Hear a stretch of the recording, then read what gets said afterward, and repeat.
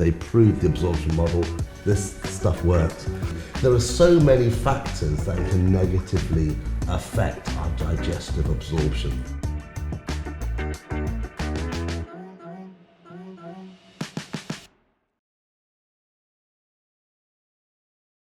No one was really talking about magnesium. Certainly not delivered transdermally through the skin.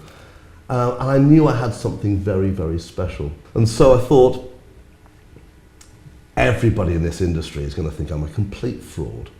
I'm going to have to get this tested, absorption tested. Now I'm Welsh. I'm from Pembrokeshire originally. So every time I go along the M4, I pass Cardiff. And so the next time I went to see my mum in Pembrokeshire, I thought I'd take a left and go to Cardiff University. I parked there and then I walked into the school and I went to the receptionist and I had my bottle of magnesium chloride, and a gentleman called Charles Hurd was behind reception doing something else, and he happened to be head of the school. So he heard me explain this and turned around and said, "I can probably help you, come up to my office."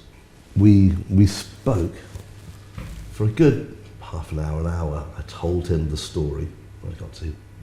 And he said, "Well, look, I've got a lecture theatre full of undergraduates, I've got doctorate students." He said, "They're all looking for projects like this." So he invited a guy called David Houston, and it was his project. So him and Charles devised the test to test magnesium ion absorption through the skin into the bloodstream.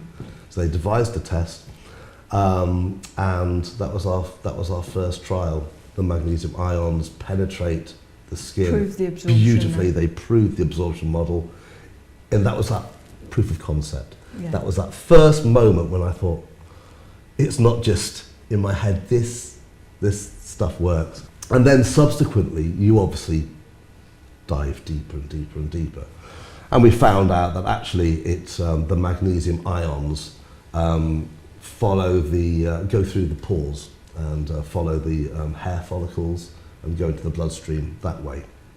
And they start working immediately then when they're in the bloodstream, don't they? Absolutely, which is where we need all our nutrients. Yeah. You know, when we ingest food, our digestive system is designed to break down the food and extract the nutrients. Those nutrients then have to penetrate the gut membrane and access the bloodstream that way. So it takes longer, not all of it gets through if it's going into your digestive system, I imagine. That's right, yeah, and it depends upon transit time, of course. And often if you have quite a fast transit time, then the food and therefore the nutrients aren't in the system long enough for full absorption. It also relies on a really healthy hydrochloric acid production. Yeah. And your microbiome in your gut. Absolutely. As we age, all of this starts to reduce. Also, when we're ill, when we're not on top form, our absorption is poorer than when we are healthy. There are so many factors that can negatively affect our digestive absorption. You know, it's designed for food.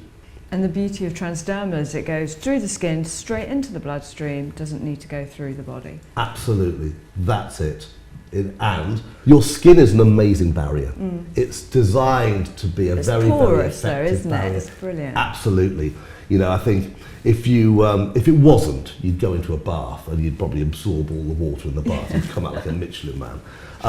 So that doesn't happen. But it is very, very adept at absorbing what it needs. Yeah. Sometimes what it doesn't need, toxins come through as well. But magnesium chloride is a particularly unique compound of magnesium. The reason why we use that is because it has the weakest bond of all the compounds, and that's what you're looking for to absorb something. If it's bound to something, you need the bond to be weak so it can be broken and you absorb the element, which is what you need. So for us, it's elemental magnesium needs to be So that's the good stuff. That's the real magnesium, is the elemental magnesium. You can the get to it. stronger the bond, the harder it is to break the compound and absorb the magnesium ion. So interestingly, magnesium oxide, which has a very high level of magnesium in the compound. 60% of magnesium oxide is elemental magnesium, but it's got an incredibly strong bond. The chances of absorbing that magnesium ion is very, very slim. It's almost 4%, I heard. insoluble. Yeah, 4% could well be it. You know, you would have to ingest a hell of a lot of magnesium oxide to have any chance of absorbing a small amount of elemental magnesium. When you go down to magnesium chloride has only 12% elemental magnesium, so from 60% down to 12%, but the bond is the weakest of all the compounds. So as soon as you ingest it or apply it onto the skin, the bond breaks. And as soon as that bond breaks, almost instantaneously, we call it it's essentially ionized. It then releases, and as soon as that's released, your body will absorb it. Magnesium chloride, when you spray it onto the skin and massage it in, there's something really it's almost electric about it. Your body will access and absorb the magnesium if given in a form that is bioavailable. Now it's highly bioavailable in this chloride form.